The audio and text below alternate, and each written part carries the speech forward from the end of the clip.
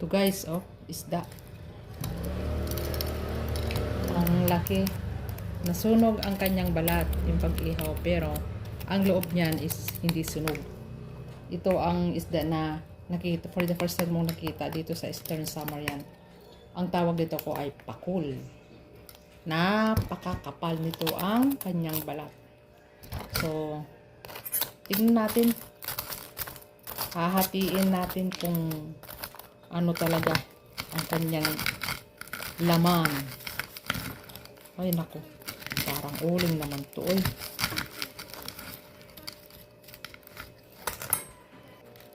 Yan guys, oh. Ang laki niya.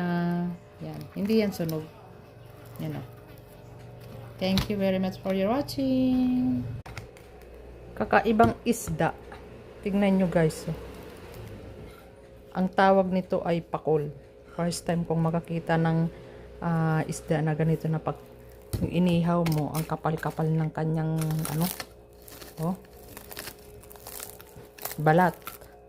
So ayan guys, oh.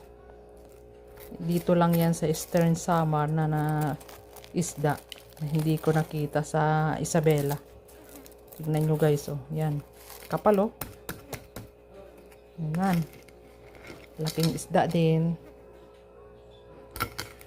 Maitim yung pagka ano natin, pagka ihaw, pero ang loob niyan eh hindi yan ano, hindi yan nasunog kasi ang balat nito ay napaka kapal, super kapal niya. So ayan guys, wow, sarap niyan.